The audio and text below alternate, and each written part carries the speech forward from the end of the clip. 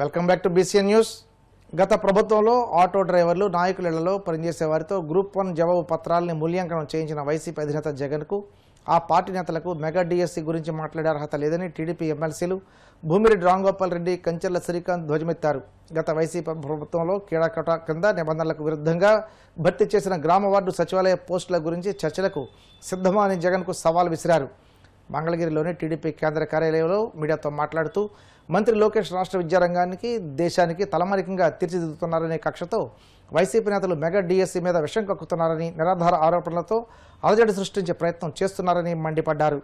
రాష్ట్ర విద్యాశాఖ మంత్రి అయిన తర్వాత రాష్ట్రంలో గతంలో ఎప్పుడూ లేనంతగా విద్యా వ్యవస్థలో పలు సంస్కరణలకు శ్రీకారం చుట్టి ఆంధ్రప్రదేశ్ విద్యా వ్యవస్థనే భారతదేశం చూసే విధంగా ఈరోజు ఆయన పనిచేయడం జరుగుతుంది.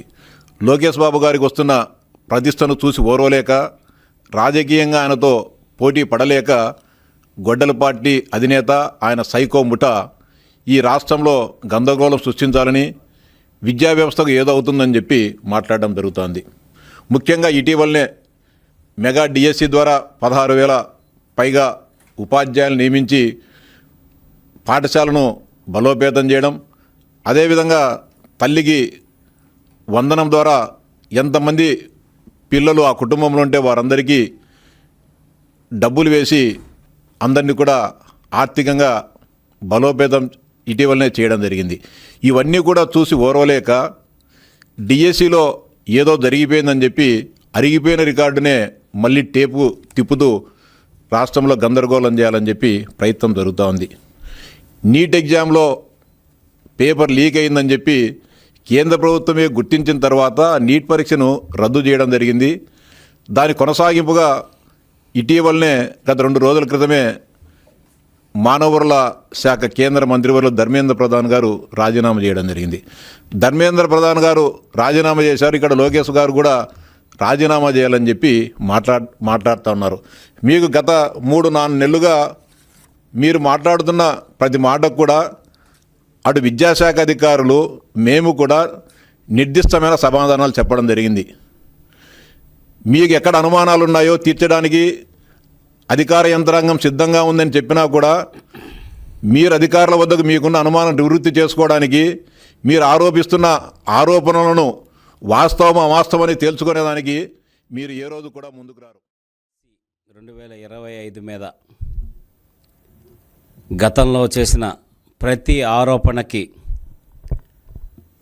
విద్యాశాఖ అధికారులు, అలాగే స్పోర్ట్స్ అథారిటీ ఆఫ్ ఆంధ్రప్రదేశ్ అధికారులు ప్రతి ఒక్క కేసుని వాళ్ళు ఏదైతే ఆరోపణ చేశారో ప్రతి ఒక్క దాన్ని కూడా కేస్ టు కేసు ఎక్స్ప్లెయిన్ చేసి ఒక పవర్ పాయింట్ ప్రజెంటేషన్ పెట్టి వివరంగా మీడియాకి, రాష్ట్ర ప్రజలకి తెలియజేయటం జరిగింది.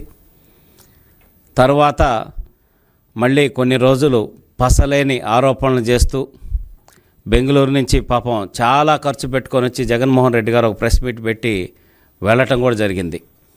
దానికి మా ఎమ్మెల్సీలము అట్లాగే శాప్ చైర్మన్ అందరం కూడా సవాలు విసిరి తిరుపతి ప్రెస్ క్లబ్కి రండి, మేము ఆధారాలతో వస్తాం, మీరు జగన్మోహన్ రెడ్డి గారు మీరు కుదిరితే మీరు రండి, మీ ఎమ్మెల్సీలనో లేకపోతే మీ నాయకులనో పంపండి అని చెప్పనేసి చెప్పటం, ప్రెస్ క్లబ్కి వెళ్ళి ఆధారాలతో మేము ఆ రోజు 2 గంటలు వెయిట్ చేసి మరీ సవాలు విసిరినా కూడా పిల్లుల్లాగా జారిపోయినటువంటి పరిస్థితి జగన్మోహన్ రెడ్డిది, వాళ్ళ నాయకులది.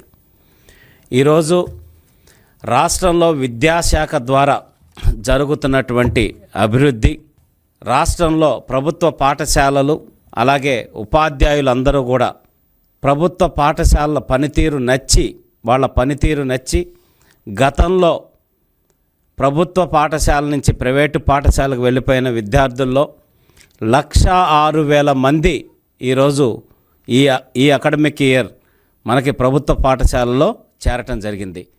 దట్ ఈజ్ నారా లోకేష్ గారు. చిన్నారుల గుండె వైద్య సేవలో తమ నైపుణ్యాన్ని అత్యాధునిక extra corporeal membrane oxygenation ECMO సేవలను వివరించడంతో పాటు భీమవరంలో ప్రత్యేక పీడియాట్రిక్ కార్డియాలజీ క్లినిక్ ప్రారంభిస్తున్నట్లు Vijayawada Manipal hospital cardiology senior consultant doctor K Vikram తెలిపారు. పశ్చిమ గోదావరి జిల్లా భీమవరంలో జరిగిన మీడియా సమావేశంలో మాట్లాడుతూ ఇప్పటి వరకు 200కు పైగా గుండె శస్త్రచికిత్సలు, ఇంటర్వెన్షనల్ కార్డియాలజీ ప్రక్రియలను విజయవంతంగా నిర్వహించి 99% సక్సెస్ రేటు సాధించారన్నారు. కేవలం 1.2 కిలోల బరువున్న అకాల ప్రసవ శిశువుతో పాటు పుట్టుకతో వచ్చే గుండె లోపాలున్న చిన్నారులకు కూడా విజయవంతంగా చికిత్స అందించినట్లు తెలిపారు. భీమవరంలో ప్రారంభిస్తున్న పీడియాట్రిక్ కార్డియాలజీ క్లినిక్ ద్వారా స్థానిక కుటుంబాలకు నిపుణుల పరీక్షలు, అత్యాధునిక నిర్ధారణ పరీక్షలు, సరైన చికిత్సా ప్రణాళిక మరింత చెరువులోకి వచ్చిందన్నారు. మీట్ యొక్క మెయిన్ ఉద్దేశం ఏంటంటే మన సమాజంలో చిన్నపిల్లల్లో హార్ట్ ప్రాబ్లమ్స్ గురించి చాలా అపోహలు ఉన్నాయండి. దాని గురించి అవేర్నెస్ క్రియేట్ చేద్దామని, పబ్లిక్ అవేర్నెస్ క్రియేట్ చేద్దామని మెయిన్ పర్పస్ ఇది. ఏంటంటే మీరు అందరూ అనుకున్నట్టు మామూలుగా హార్ట్ ప్రాబ్లమ్స్ అంటే పెద్దోళ్ళలోనే వస్తాయి, చిన్నపిల్లల్లో హార్ట్ ప్రాబ్లమ్స్ అనేవి ఉండవు అనేది సమాజంలో పెద్ద అపోహ. సమాజంలోనే కాదు, డాక్టర్స్ కమ్యూనిటీలు కూడా చాలా మందికి ఏంటంటే హార్ట్ ప్రాబ్లం అంటే పెద్దోళ్ళలోనే ఉంటాయి, చిన్నపిల్లల్లో ఉండవు అని. కానీ అదంతా మిత్ అన్నట్టు, పెద్ద అపోహ. హార్ట్ ప్రాబ్లమ్స్ కి ట్రీట్మెంట్ ఎందుకు జరగట్లేదంటే 3 కారణాలండి. ఒకటేమో సర్వీసెస్ లేకపోవటం, చిన్నపిల్లల్లో హార్ట్ ప్రాబ్లమ్స్ డీల్ చేసే సర్వీసెస్ లేకపోవటం.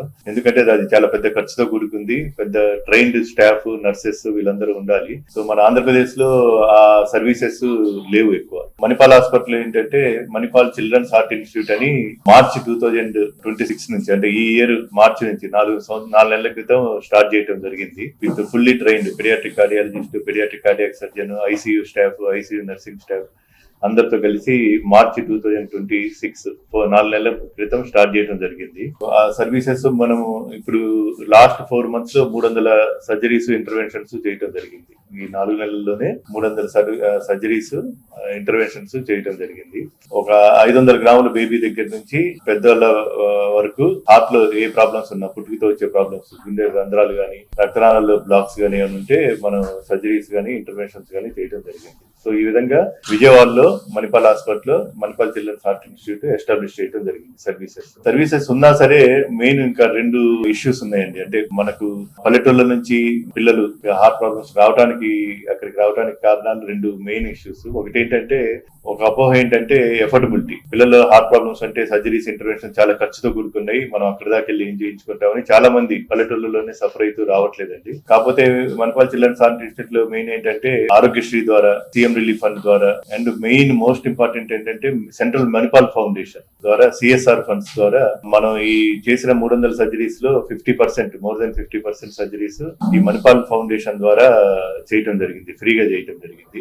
లాస్ట్ 4 months లో ఆల్మోస్ట్ 50 lakhs వరకు మణిపాల్ ఫౌండేషన్ చిన్నపిల్లల హార్ట్ ప్రాబ్లమ్స్ కి ఫండ్స్ ఇవ్వటం జరిగింది. సో ఆ విధంగా మనం ఎఫోర్డబిలిటీ అనే ఇష్యూని మనం సార్ట్అవుట్ చేశాము. సో ఈ విధంగా చాలా మంది పిల్లలు, పల్లెటూరులో ఉన్న పిల్లలు కూడా ట్రీట్మెంట్ ఫ్రీగా ఇవ్వడం జరుగుతుంది గవర్నమెంట్ సర్వీసెస్ ద్వారా, మణిపాల్ ఫౌండేషన్ ద్వారా. ఇంకా 3వ ఇష్యూ ఏంటంటే ఎఫోర్డబిలిటీ కాకుండా 3వది ఏంటంటే యాక్సెసిబిలిటీ. ఇక్కడ మారుమూల పల్లెటూళ్ళలో ఉన్న తల్లిదండ్రులు ఏంటంటే పిల్లల్లో హార్ట్ ప్రాబ్లం తెలిసినా సరే అక్కడ దాకా, విజయవాడ దాకా వెళ్ళి ఏం చేయించుకుంటాం, అక్కడ దాకా వెళ్ళి అని చాలా మంది గ్రామాల్లోనే సఫర్ అవుతా ఉన్నారు.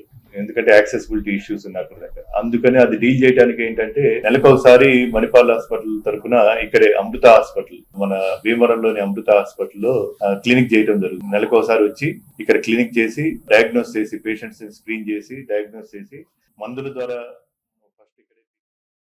దస్తావేజు లేఖర్ల జీవనోపాధి కోల్పోయే 396 జీవోను రద్దు చేయాలంటూ లేఖర్లు చేపట్టిన పెండౌన్ నిరసన కార్యక్రమం 9వ రోజుకు చేరింది. పశ్చిమ గోదావరి జిల్లా భీమవరంలో గునుపూడి దస్తావేజు లేఖర్లు తాలూకా ఆఫీసు నుండి మున్సిపల్ కార్యాలయం వరకు నినాదాలు చేస్తూ మున్సిపల్ ఆవరణలో ఉన్న మహాత్మాగాంధీ విగ్రహానికి, ఆదివారం బజార్లోని పొట్టి శ్రీరాముల విగ్రహానికి, ప్రకాశం చౌక్ వద్ద ఉన్న టంగుటూరి ప్రకాశం పంతులు విగ్రహానికి, అంబేద్కర్ సెంటర్లోని డాక్టర్ బిఆర్ అంబేద్కర్ విగ్రహానికి వినతి పత్రం అందజేశారు.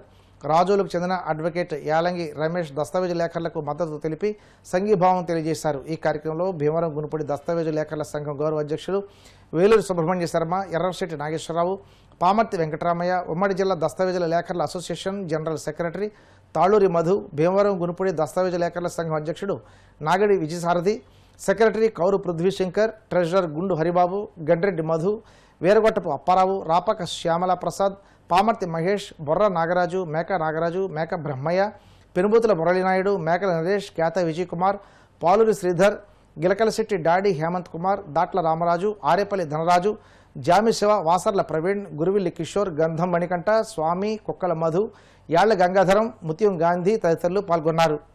నేను నాలాంటి వాళ్ళు కూడా చాలామంది రాష్ట్రంలో లేఖలతో పాటు అసిస్టెంట్లుగా పనిచేస్తూ చాలా జీవనోపాధికి ఇదొక జీవనోపాధి కింద ఎంచుకుని వాళ్ళ కుటుంబాలను పోషించుకుంటూ ఉన్నారు. నేను నేనంటే పొలిటికల్గా కూడా ఎందుకు చెప్తున్నానంటే, నేను తెలుగుదేశం పార్టీ ప్రజెంట్ ఇదివరకు వైసీపీ గవర్నమెంట్లో అయితే కనుక తెలుగుదేశం పార్టీ మండల సెక్రటరీగా పనిచేస్తున్నాను. మండల సెక్రటరీ నుంచి తర్వాత ఇప్పుడు క్లస్టర్ ఇన్ఛార్జిగా పనిచేస్తా ఉన్నాను. అంటే క్లస్టర్ ఇన్ఛార్జిగా అంటే ఎన్ని బాధ్యతలు మరి మా గౌరవ ముఖ్యమంత్రి నారా చంద్రబాబు నాయుడు రెండు బాధ్యతలు అప్పచెప్తారో మీ అందరికీ తెలిసిన విషయమే. నేను ఈ దస్తావేజ్ లేఖరిగా పనిచేసుకుంటూ నాకు ఇష్టమైన పార్టీ అనేటువంటి తెలుగుదేశం పార్టీని మేజర్ గ్రామ పంచాయతీ అనేటువంటి దిర్సమూరు గ్రామంలో తెలుగుదేశం పార్టీని బతికించగలిగానంటే అది కేవలం నా వృత్తి నేను చేసుకోవడం వల్ల.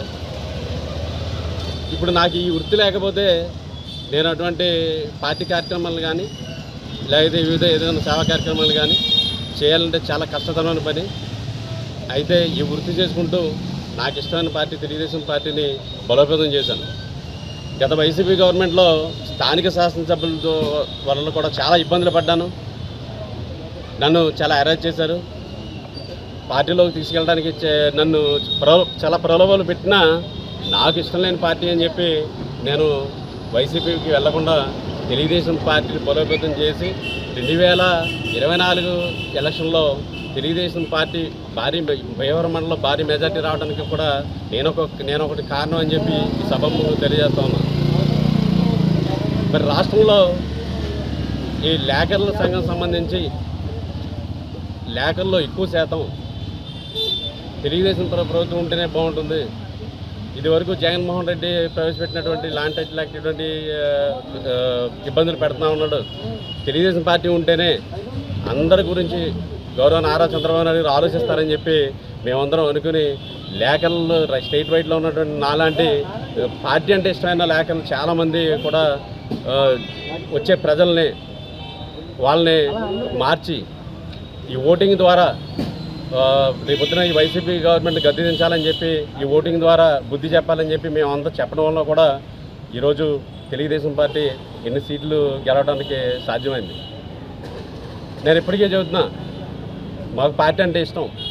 అలా అని నిజంగా నాకు ఈ వృత్తి నాకు కూడిపెట్టిన ఈ వృత్తి లేకపోతే నేను పార్టీకి ఏం చేయను, పార్టీకి నా పిల్లలకి ఏం చేయగలను. ఒకసారి మన గౌరవ నారా చంద్రబాబు నాయుడు గారిని అలాగే వర్కింగ్ ప్రెసిడెంట్ నారా లోకేష్ గారికి ఖచ్చితంగా నేను ఒకటి ఈ సభాముఖంగా వినియోగించుకుంటున్నాను. అయ్యా, మీరు దయచేసి ఒక్కసారి నాలాంటి ఈ లేఖర వృత్తితోటి బ్రతికే వాళ్ళు కానీ నాలా ఒక పార్టీకి అంకితభావంతో పనిచేసేవాళ్ళు కానీ నేను ఏ విధంగా పనిచేసానో మీ దగ్గర ఫీడ్బ్యాక్ ఖచ్చితంగా ఉంటుంది. వైసీపీ గవర్నమెంట్లో నేను ఏ విధంగా ఉద్యమాలు చేసామో అన్నది కూడా ఫీడ్బ్యాక్ మీ దగ్గర ఉంటుంది. వార్తలు ముగించే ముందు ముఖ్యాంశాలు మరోసారి. పునాదిపాడు జిల్లా పరిషత్ పాఠశాలలో మంత్రి లోకేష్ ఆకస్మిక తనిఖీ. విద్యా సంస్కరణలు పూర్తయ్యాయని, ఇక ఫలితాలపై దృష్టి పెట్టాలని అధికారులకు ఆదేశం.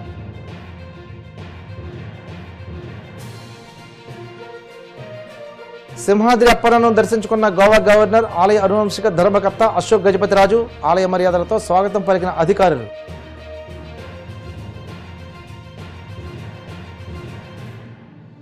నెల్లూరులో ప్రభుత్వ పాఠశాల విద్యార్థులకు ఉచితంగా సైకిళ్లు పంపిణీ చేసిన మంత్రి నారాయణ. విద్యాభివృద్ధి కోసం లోకేష్ చూపిస్తున్న దారిలో ముందుకు సాగుతున్నామని వెల్లడి. ఆటో డ్రైవర్లతో గ్రూప్ 1 పేపర్లను దిద్దించిన మీరు డిఎస్సి గురించి మాట్లాడతారా? వైసీపీ నేతలపై టీడీపీ ఎమ్మెల్సీలు భూమిరెడ్డి రాంగోపాల్ రెడ్డి, కంచర్ల శ్రీకాంత్ ధ్వజం. ఈ వార్తలు ఇంతటితో సమాప్తం. మరిన్ని వార్తల కోసం BCN digital YouTube channel, Facebook page follow అవ్వండి. అప్డేట్ వార్తల కోసం ప్లీజ్ సబ్స్క్రైబ్.